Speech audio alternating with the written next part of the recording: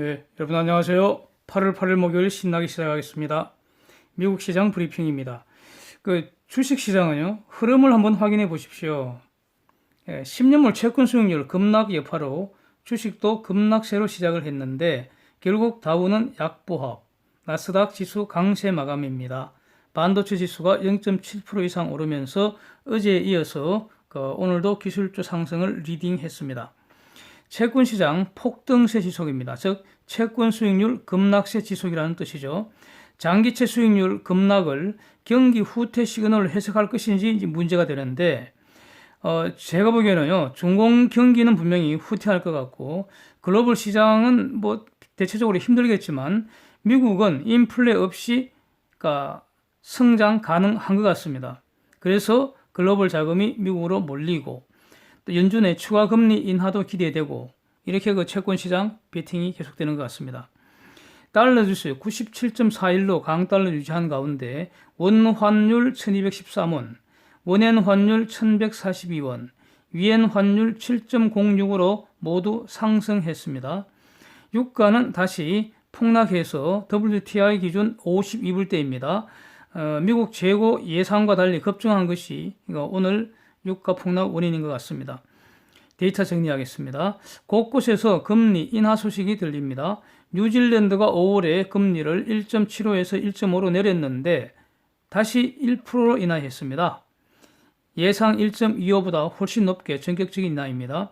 인도가 예상보다 더 많이 금리 내렸고요. 5.4%로 내렸고 태국도 예상보다 더 많이 내렸습니다. 1.5%입니다. 5월에 살짝 회복되던 독일의 산업 생산 6월에 다시 크게 1.5% 감소이고요.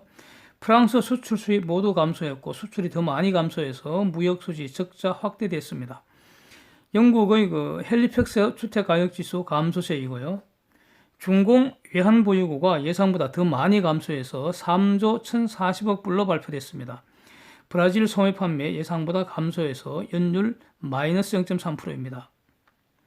미국 모기지 금리 4.01%로 하락했고요. 원유 재고량은 2.8밀리언 배럴 감소 예상과 달리 2.3밀리언 증가입니다. 쟁점에서는요, 중공의 자해 공갈 전략, 이게 계산착오인 것 같다. 저는 이런 주제를 한번 정리를 해보려고 합니다. 우선 그 전에 그래프 한번 보시겠습니다. 월스트리트 저널의 재미있는 그림입니다.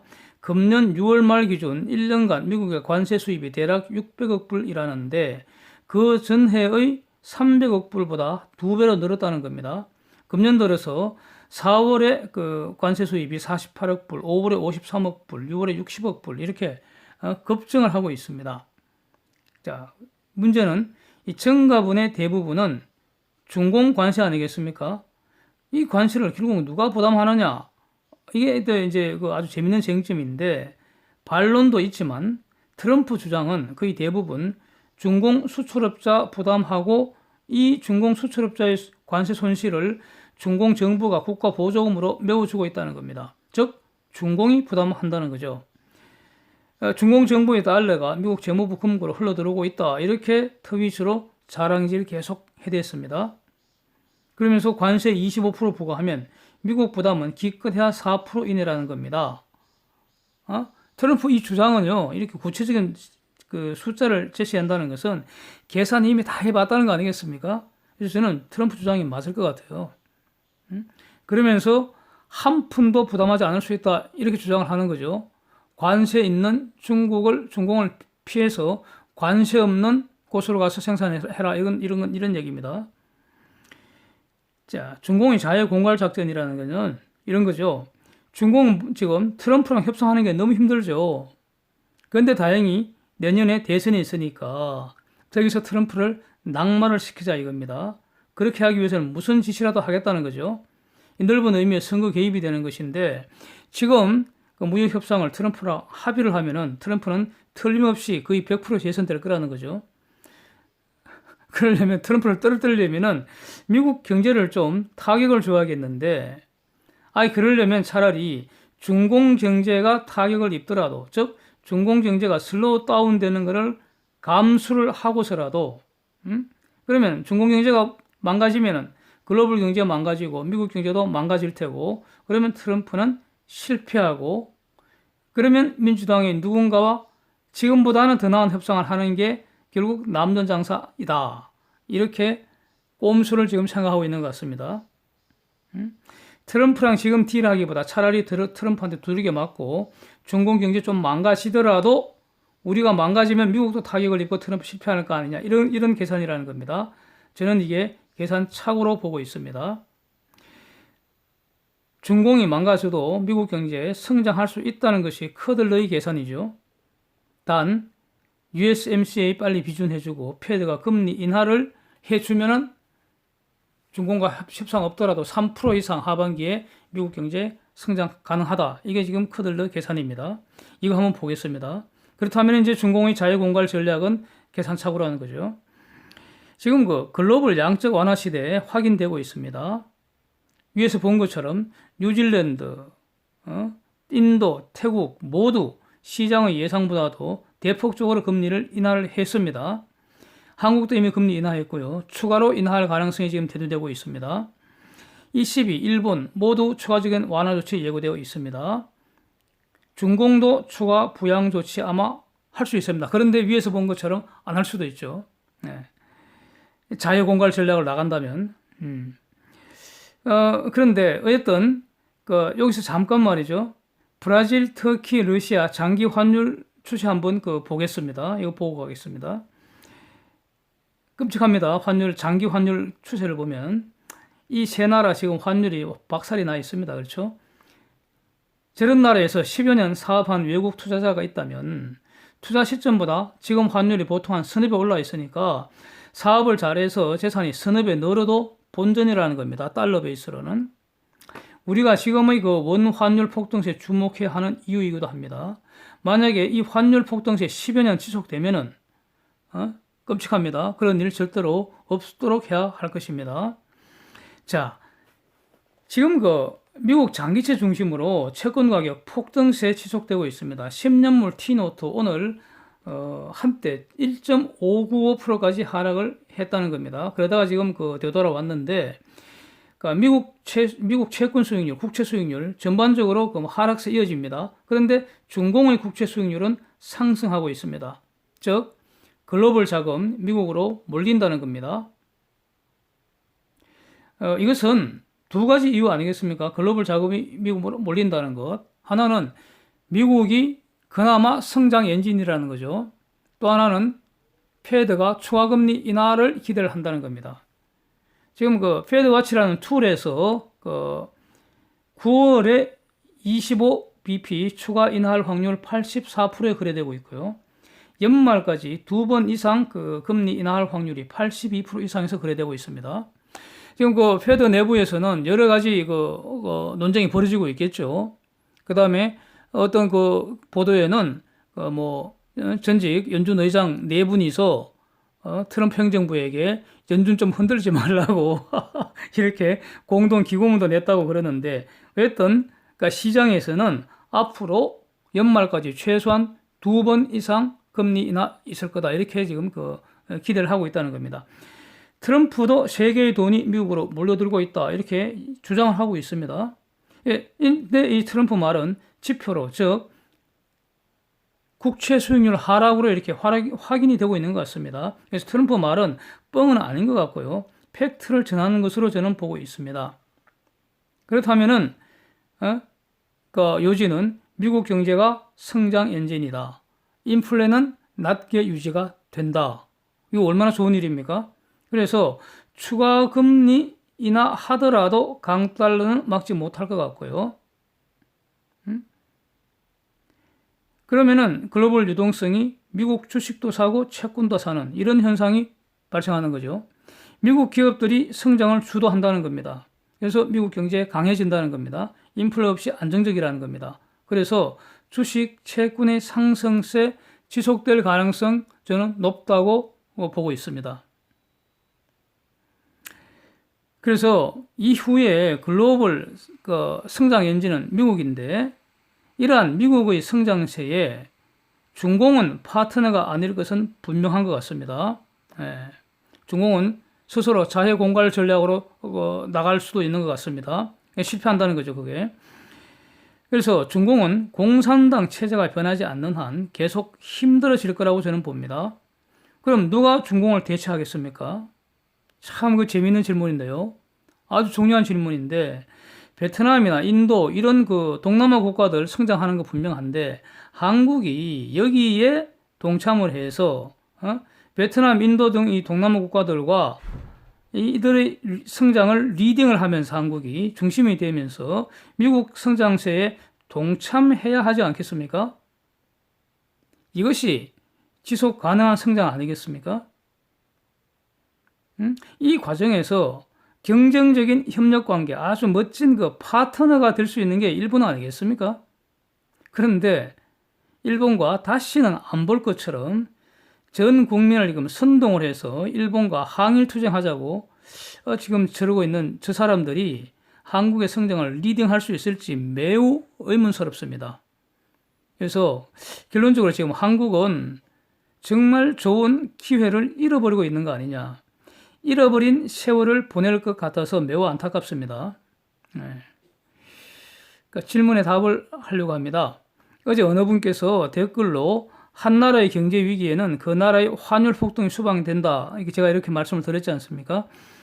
중공 이완 환율 폭등하면은 중공 경제 위기 진행된다는 건데, 즉 중공이 망가진다는 건데, 아니 그러면 좋은 거 아니냐? 그런데 왜 트럼프는 그 환율 올랐다고 투덜대면서 환율 내리라고 이렇게 압박을 하느냐? 뭐 이런 취지의 질문하셨습니다. 이런 생각 당연히 들 수 있고요. 아주 재밌지 않습니까? 저는 아주 그러니까 재밌게 이 질문을 읽었습니다. 그래서 댓글로 답변 드리기엔 너무 길어질 것 같고, 그래서 지금 말로 이렇게 한번 공유를 하고자 합니다. 좀 자세하게 진행하고 싶습니다. 경제 붕괴 과정에서 시장 원리에 따르는 환율 상승도 있고요. 인위적인 환율 상승도 있습니다. 이 개념을 잘 이제 구분을 해야 할 것 같습니다. 현실에서는 혼재되어서 진행되는 것이죠. 화폐 전쟁으로서의 환율 상승, 즉 인위적인 위안 가치 하락, 이게 환율 조작, currency manipulation이라는 겁니다. 중공이 미국과의 무역에서 불공정한 이익을 노리고 인위적으로 위안을 저평가, 환율 올리는 겁니다.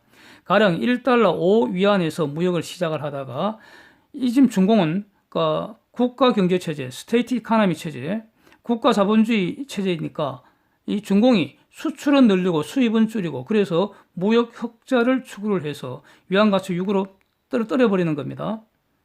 이것이 환율 조작이죠. 방법은요, 중공 외환 시장에서 달러를 계속 매집을 해버리는 겁니다.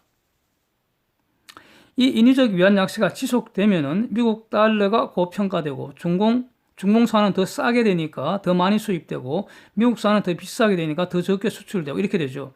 정상적인 경우라면요, 즉 중공이 시장 개입 안 한다면은, 즉 환율 조작을 안 한다면은 무역 흑자가 늘어나게 되고 중공 외환 시장에는 달러 공급이 늘어서 자연스럽게 시장 균형에 따라 외환 환율을 다시 내려야 하는데, 이게 정상인데 중공 정부가 외환 시장에 계속 개입을 해서 즉 늘어난 달러를 계속 매집을 해버린다는 겁니다. 그럼 외환 환율은 계속 올라가는 겁니다. 이것이 조작이라는 겁니다. 지난 수십 년간 누적된 것이 지금 중공의 외환 보유액 3조 달러라는 겁니다.